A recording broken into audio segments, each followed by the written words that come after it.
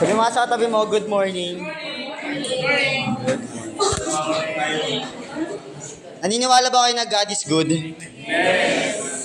Ngayon, nawitin natin yung Diyos ka sa amin na anuman sitwasyon na pinagdadaan natin, always remember, God never change.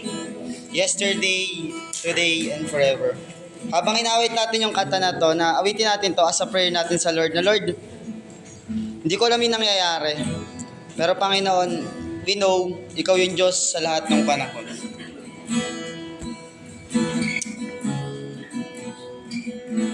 O Diyos, O Diyos, ikaw ang tunay na dakila sa mundo. Ikaw ang haring nagmahal ng tulad ko.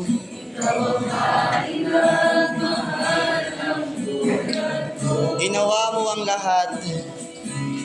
Ginawa mong pag-ibig mo ay tapat. At wagas, O Diyos, wala nang papantay sa kabutihan mo. Ang ngalan mo'y tataas sa buhay ko.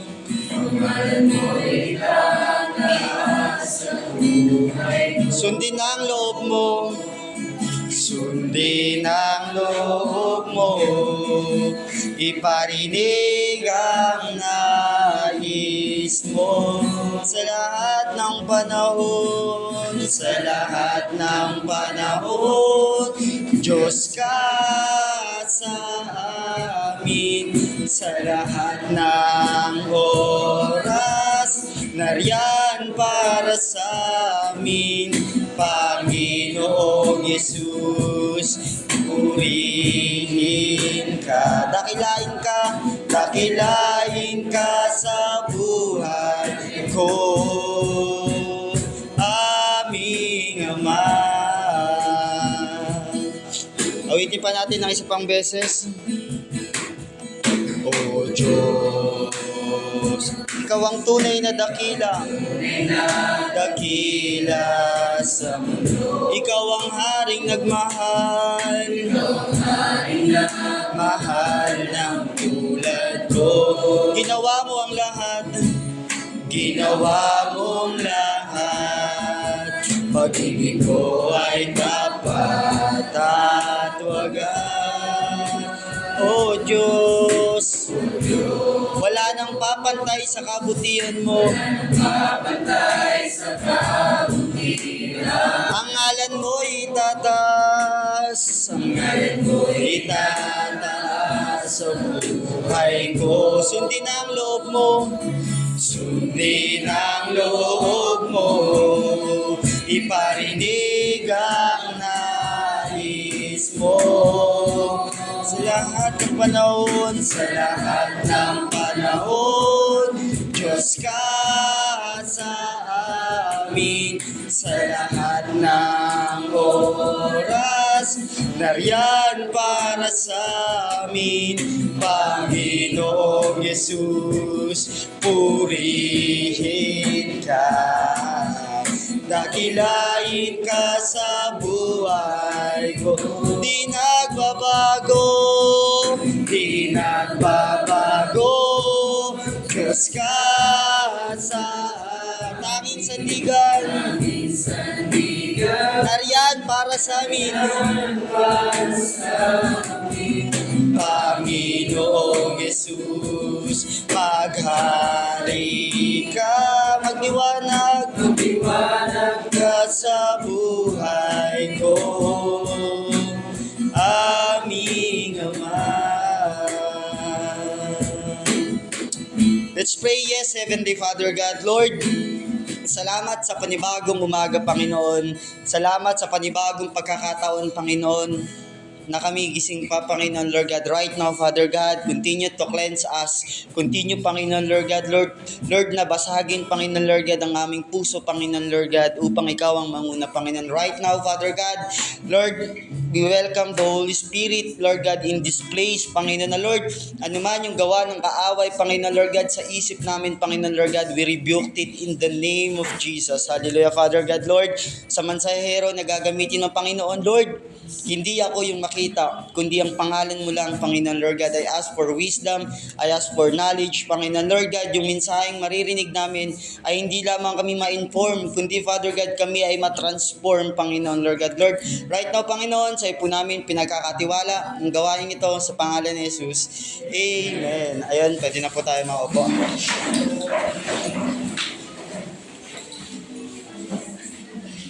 Yan. Ang title po ng ating pag-uusapan, yung, actually, ginawa ko ito noong November 6 eh.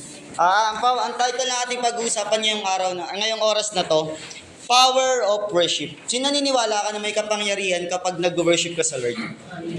Di ba minsan, ang alam ng iba sa atin, kapag nag-worship ka, kailangan malungkot ka. Alam niyo po ba, even masaya ka, anumang sitwasyon ng buhay natin, di ba? Pwede tayong mag-worship sa Lord. What is worship? The feeling or expression of reverence and adoration of deity or the worship of God. There's a different act for worship. Tama po, yung iba kumakanta, yung iba nagpe-pray, yung iba nagbibigay and listening Christian song. Ito yung mga alam natin. Pero in reality, many Christians nowadays, they are worship God by lips but not in heart. Kung mababasa natin sa Matthew 15 verse 8, sabi ng Lord, yes, naririnig ko yung kanta nyo, pero hindi ko na maramdaman na nasa puso pa ba ako. Marami sa atin, alam mo yung mga Christian song, alam mo yung mga kanta, alam mo lahat ng kanta, ang problema, sinasa puso ba natin? Are we really worship God in our lips at maging sa puso natin? Ngayong oras na to, sa Bible, di ba, to really understand the word worship, we need to know the insight of the word worship. Itong message na to, napakinggan to habang nakaupo ako, nakikinig ng preaching nung last Sunday. Parang pumasok yung word ko, ano yung worship? Yung worship ba sa akin mahalaga? Yung worship ba sa atin napakahalaga? Marami sa atin gusto ko makinig ng word of God. Ang tanong, kamusta yung worship natin kapag nasa church na tayo? Diba? And in the Bible, there's a lot of stories about worship. Diba? But let us focus on Shadrach, Meshach, Abednego. Sino pong familiar po ka sa tatlong to? Diba? Because they experienced the test of their faith and loyalty and worship. Buksan natin yung Bible natin sa Daniel 3, verse 1 to 12, pero dadahan-dahanin lang po natin. Daniel 3, verse 1 to 12.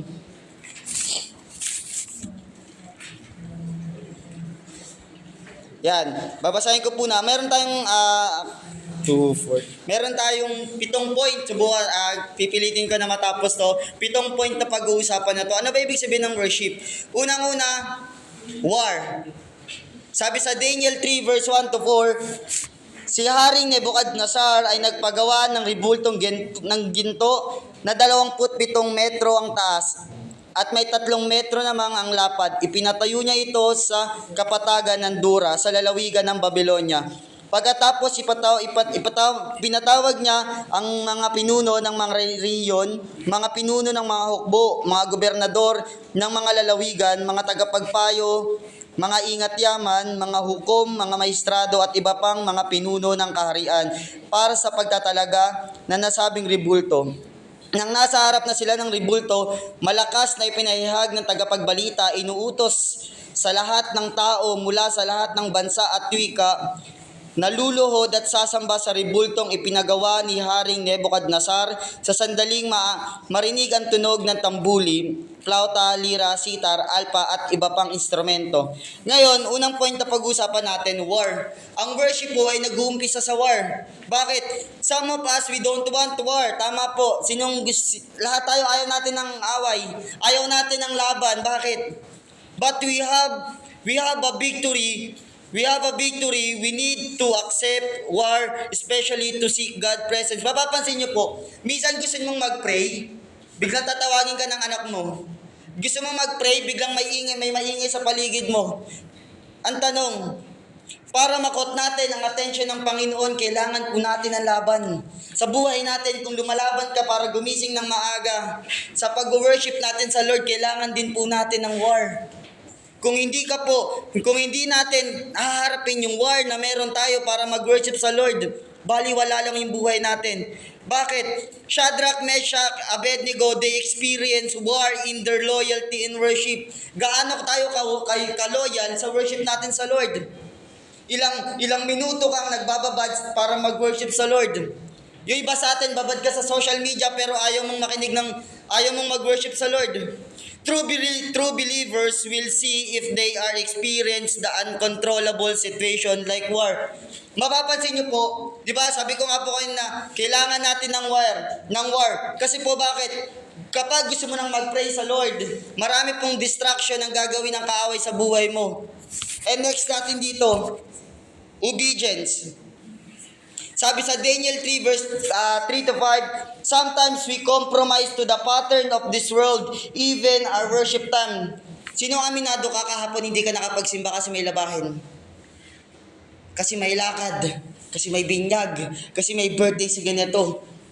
Alam niyo po ba, worship ay kailangan natin ng pagsunod. Marami sa atin, Lord, nagpipray naman ako every night. Hindi po mahalaga yun eh. Ang mahalaga, paano ka sumusunod? Di ba, sabi ng Lord, yung isang buong linggo binigay ko na sa'yo, pwede ba yung isang araw ibigay mo sa akin? Wala naman nag-i-stay sa church ng isang buong araw, tama. Wala naman dito. 2 hours lang hindi natin kayang ibigay sa Lord. Bakit?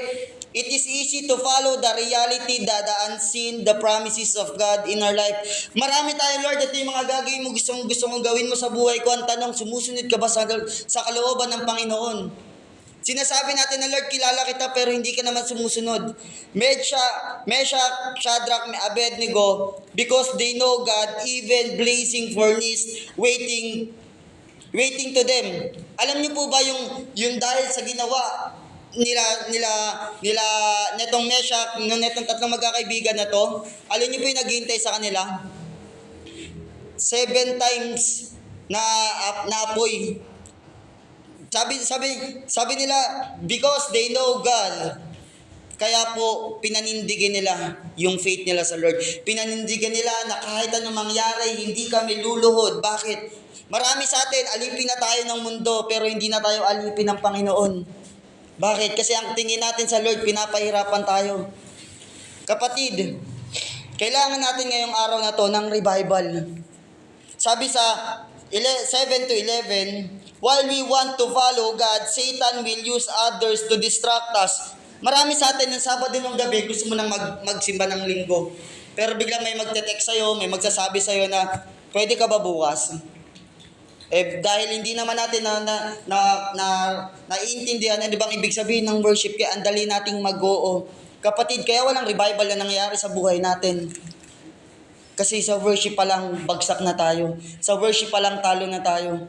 Hindi sapat. Hindi sapat na lagi ka na lang, Lord, kilala kita. Ang tanong, kilala ba tayo ng Panginoon? In judgment time, kapag umarap tayo sa Panginoon, ano kaya ang sasabihin ng Lord sa atin? Good and faithful servant? Or, sino ka? Hindi kita kilala. Dito ka sa gilid. At ayaw natin mangyari yon. That time, Shadrach, Meshach, Abednego is doing incredible revival. That's why opposition is trying to shut down them. Alam niyo po ba, kapag gusto natin mag-worship sa Lord, si Satan magpapadala yan. Minsan ang gagamitin ni Satan, yung pinakamalapit sa'yo. Na-realize niya, boy. Ako na-experience kayo lagi sa kwarto ko. Kapag gusto ko nang mag-pray, bigla namang mag-iingay yung pamangking ko. Kapag gusto ko nang mag-pray, biglang may bibili ng yelo. Bad trip, di ba? Sabi ko, Lord, alam ko may gagawin ka incredible, kaya si Satan, dinidistract ako. And next, surrender. Sa Daniel 12, if you really surrender your life to God, hindi mo ipagpapalit ang faith mo kahit anong mangyari. Shadrach, Meshach, Abednego is the example of true surrender to God's authority even they are in this world. Kapatid, kailan ka mag-worship sa Lord? Kapag nasa langit ka na? Kailan ka mag-worship sa Lord kapag mamamatay na tayo? Kaya tayo malakas pa kasi sinasabi ng Lord, pinapractice na kita kasi dito sa lupa. Kung dito sa lupa hindi ka nakakapag-worship, paano pa kaya sa langit? Sa langit po, puro worship na lang po ang gagawin natin. Kaya mapalad tayo kapag nakakarinig tayo ng salita ng Panginoon, kapag may nagre-remind sa atin na yung worship ay napakahalaga. Bakit? Worship, kinakausap natin ng Panginoon. Bakit po? To experience God's favor, do this. Surrender your life to the hands of God. Kaya marami sa atin, hirap na hirap ka pa rin mag-worship sa Lord. Kasi hindi yung buhay natin, wala pa sa Panginoon. Yung pangarap natin, yung buhay natin, kilala natin yung Panginoon, pero yung plano ng Panginoon, hindi natin nakikita. Kaya marami sa atin, kapag dating ng Sunday, parang napakahirap bumangon. Na-experience nyo na po ba yun? Yung 8 a.m. yung service nyo, gigising ka 6:30, gigising ka 7, tapos pag nagtanong yung pastora, ba't hindi ka nakapunta? Hindi po, na-late po ako ng gising. What if ang Lord, hindi na tayo ginising? Tapos nakalimutan nating mag-worship. Tingin nyo saan punta natin? Wala nang Lord, second chance Lord, mag-pray lang ako saglit, hindi na po pwede yun. At wala pong nakakaalam kung buhay pa tayo kinabukasan. Kaya nga po nire-remind ko po sa inyo na worship every day, practice. Bakit? Yung exam natin ay wala pong nakakaalam kung kailan. And next po, humble. Even they are persecuted because of God, they still humble and calm that situation. Humbleness result to peace in mind, also maintain the dignity or our testimony intent or our testimony. Alam niyo po ba, kapag humble tayo, yung dignity mo, napipreserve mo. Bakit? Kapag masyado kang magagalitin, kapag masyado kang aggressive sa mga bagay-bagay, at mapapansin nyo, yung tingin ng tao sa'yo, hindi kung paano ka yung ginawa mong mabuti. Ang titignan sa'yo ng tao, ay grabe yan, ganyan yan eh. Bakit po? Kasi po kapag humble ka, may peace of mind ka. Kaya marami sa atin, nahihirapan ka pa rin makatulog. Kahit yung katabi mo, naghihilik na. Maybe tanungin natin na, Lord, may worship pa ba ako sa'yo? Lord, na-worship pa ba kita ng totoo? Maybe naririnig natin to. Pero yung isip natin kung ano-ano ang pumapasok. God wants us. Intentional po ang pag-worship. Hindi po to sa pilitan. Diba? Following Jesus is intentional action. Like the example of Shadrach, Meshach, Abednego. Even King Nebuchadnezzar never stopped them to worship God. Hindi nila nakikita yung Panginoon, pero dahil may tiwala sila sa Panginoon, naniniwala sila sa Panginoon, nag-stand firm sila. Na Lord, Ikaw lang i-worship natin. Nawa, yung mensahe na to, hindi lang natin to marinig, kundi Lord, i-remind tayo ng Lord, yung perseverance ba natin sa pag-worship ay nandun pa? Or nag-worship na lang tayo lagi sa Lord kapag may problema na lang tayo? Kapatid, kailangan ba lagi ka na lang may problema para mag-worship ka sa Lord? Hindi ba pwedeng mag-worship tayo sa Lord kasi meron siyang good things na ginawa sa buhay mo? The reality of this world, kapag merong nangyaring maganda sa buhay natin, kinakalimutan na natin ang Panginoon. Whatever happens, never give up your faith for temporary situation. Kapatid, yung tinatamasa natin dito sa mundo ay temporary lang po. Kahit yung buhay natin dito sa mundo ay temporary lang po. Kaya yung buhay natin, gamitin natin na Lord, i-worship kita every Sunday. I-worship kita every day. Kaya minsan sa church, nagsimba man tayo pero nahihirapan kang itaas yung kamay mo, nahihirapan kang pumalakpak. Bakit po? Kasi sa bahay pa lang, hindi na tayo makapag-pray. Paano pa kaya pag sa public na? Ito si Shadrach, Meshach, Abednego, dahil kilala nila ang Panginoon, na-practice na po. Kahit even king, hindi sila kayang pa-stop. Tayo nga, bagyo lang eh. Napapatigil tayo magsimbe. Diba? Even they threaten, but still they persevere their faith to God. Worship is not easy, but by the grace of God and His faithfulness to us, we can worship. Kapatid, Sa mga taong nahihirapan pa rin hanggang ngayon mag-worship, humingi po tayo ng habag sa Panginoon. Kasi po bakit? Ibig sabihin po nun, sinosurrender na natin, hinahumble na natin yung sarili natin at ang Lord, faithful po. Alam niyo po, masasabihin po sa inyo, napaka-faithful po ng Lord sa buhay ko. Kasi po, na-realize ko, all through years, simula nung pumasok po ako dito, yung tatay ko po, ano na siya, bedridden, alam po natin yun. Then kailangan namin ng 1K everyday para sa gamot niya. Alam niyo po, napaka-bless ng Lord.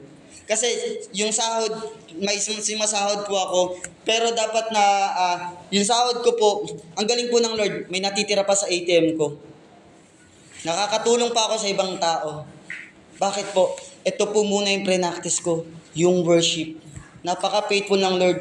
1 year ng bedridden yung tatay ko, pero 1 year ng faithful ng Lord sa buhay namin. Nung tingin ng mga kapitbahay namin, medyo umangat na kami, hindi po dahil magaling kami, kundi ang Lord magaling sa buhay namin. Yung bahay namin, napaganda na, napaayos na. Bakit po? Faithful ang Panginoon. Kapatid, sa worship po, hindi ka po hahayaan ng Lord hindi hahayaan ng Lord, napapabayaan ka niya. Ako po, to be honest, yung kwarto ko, tas yung tatay ko, nakikita ko lang. Alam niyo po bang ginagawa ko? Nag-worship ako sa Lord, kahit nakikita ko yung tatay kong nahihirapan na. Pero sabi ng Lord, persevere. Bakit? Faithful ako sa'yo. And next, we can practice our worship the moment we accept God as a Father and Savior. Kapatid, kung hindi mo pa tinatanggap ang Lord sa buhay mo, this is the time to accept God. Not only sa pangalan niya, kundi as a Father. Kasi yung tatay po natin, kaya nating takbuhan kapag may kailangan tayo. Kaya right now, kamusta yung worship mo sa Lord? Maybe some of us is still struggling in this aspect. Pero salamat sa Lord. God is faithful. God is kind. And God give us grace sa bawat isa sa atin. Kasi kung worship hindi tayo karapat-dapat, minuto nagkakasala tayo, makapag-worship pa tayo sa Lord. Pero but because of the grace of God, we can worship God, we can pray to God, we can come to God every day. Kaya right now, kamusta po? Kamusta po tayo? Kapag umarap na tayo sa Lord, ano po kayang sasabihin ng Lord sa atin? Hindi ko po kayo ginigilty. Kundi sinasabi ko lang po the reality of this world. The pattern of this world is going to hell, but the pattern of the Lord is going to heaven. 2 choice lang po yan. Kaya right now, let's pray. Na Lord, alam ko Lord, mahina pa ako sa part na to. Alam ko Lord, nag-i-struggle pa ako. Pero Lord, ito yung pag-pray natin sa Lord, kung paano mo tinulungan si Shadrach, Meshach, Abednego, nung time na nasa apoy na sila, sinamahan mo sila, Lord, samahan mo kami. Let's pray. Yes, Heavenly Father God, Lord, salamat sa iyong salita. Salamat, Father God, dahil Lord, hindi kami karapat-dapat na mag-worship sa iyo. Pero Panginoon, salamat sa war, salamat sa obedience, salamat sa revival.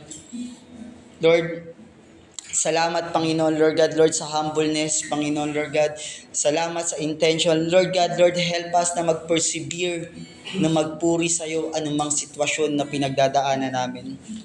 Lord, salamat, Panginoon, Lord God. Lord, I pray right now, Lord God, sa mga tao na, Lord God, kasamahan ko na narito, Father God, continue to bless them, Lord God, all the aspects ng buhay nila, Lord God, materially, Lord God, spiritually, Panginoon, Lord God, ikaw ang magpupuno, Panginoon, Lord God. Salamat sa iyong salita. Lord, maging sa company namin pinagtatrabuhan, Panginoon, Lord, continue to bless this company, Lord God. Lord, mula sa baba hanggang sa taas, Panginoon, Lord God. Lord, sa maghapon na daraan, samahan at gabayan niyo po kami, Panginoon, Lord God. Right now, Lord, sa iyo po namin pinagkakatiwala ang buong araw na to, Panginoon, Lord God. Lord, salamat sa victory, Father God, na pinaranas mo sa bawat isa, Panginoon, Lord God. Sa pangalan ni Jesus, Amen. To God be all the glory po.